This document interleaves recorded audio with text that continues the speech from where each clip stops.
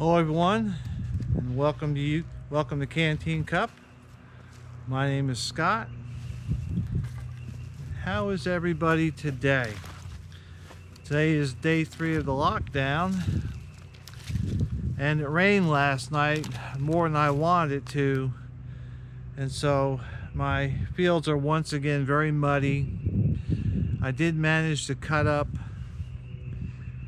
the logs that I had pulled out and cut yesterday, so I've got them stacked on the pile, as you can see.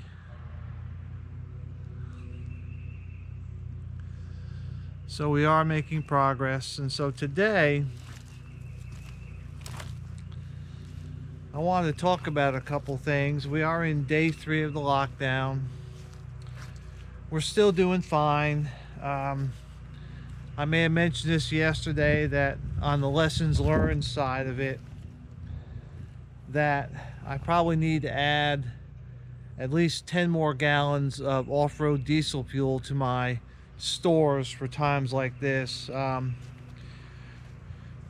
now I only have the capacity to store 10 gallons, and my tractor is pretty good, pretty fuel efficient, but when I'm doing hard work, when I'm trying to pull these logs out and I'm really straining the motor, that it uses a lot more fuel. So I need to make sure I have probably about 10 more gallons will hold me through. So we're making progress. We are slowly getting it through. I'm gonna have to wait a couple days for the ground to dry out again before I come out here again. It's just the problems with working in the mud when you have a lighter weight tractor is you lose your coefficient of friction, and so you spend more time skidding and slipping in the mud than actually pulling anything. So it's just not worth trying to get it done. But we are knocking down the piles little by little, piece by piece, inch by inch. And so while we're on the lockdown, and since our county has not shut down yet, and out where I am, there's no panic out here. We are using this opportunity to experiment and to think about things. In other words, lessons learned, things to try. We're going to do it now while we still can, because we don't have quite the panic. We don't have the amount of cases out here. It may get worse before it gets better. So right now we're experimenting with a couple different things to see how it goes. And one thing we're going to try is curbside pickup of groceries. Now, we don't have to do this because we are fully prepared, but in considering, that this is not as bad as it could be, this would be the time to try to figure out a few things, like getting more diesel fuel. So we're going to try curbside pickup and see how that works. In other words, you can go online to a grocery store. I think we're using Publix, and we can choose what groceries we want them to pick for us. They will pick them up, and then we determine what time we want to go get them. And then the way that's supposed to work is you drive up to where they have curbside pickup, they load up your car, and you drive away. So we may want to do that. We at least want to see how it works. And so, it may be something that we can use when things get worse. We'll see. The other thing I was thinking about is, we talk about guns and bullets and calibers and how much of this and how much of that, and what are the preferred types of cartridges and rifles and whatever. And I've really been thinking about that a lot.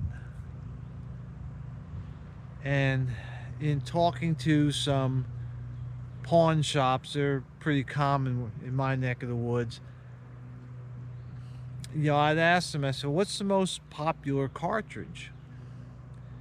And where I live, it's 30-06 and 270.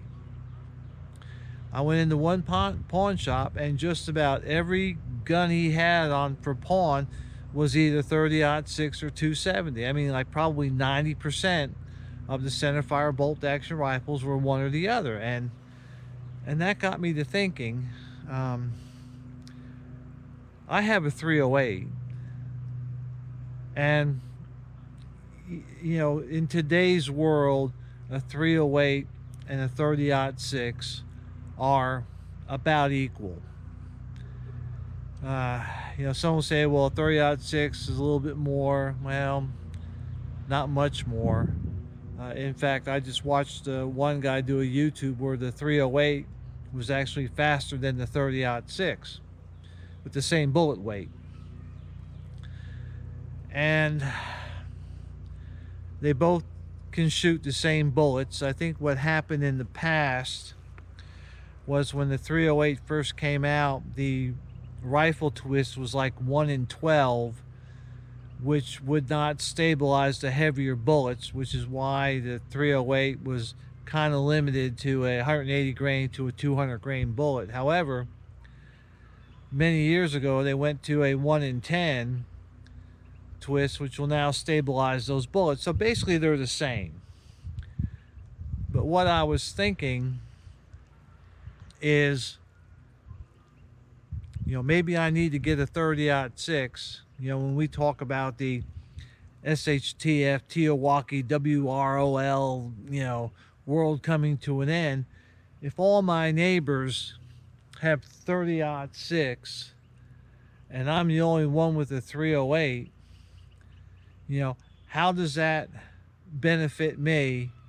And then how does that benefit my neighbors? If we have to pull together and have a common, caliber that we can kind of share a little bit, that me having 38 is fine for me, but I can't give any to my neighbors to help us defend our little slices of heaven in my surrounding area. So I am considering, I try not to have a lot of guns. I mean, you can only shoot so many at one time, but I can see the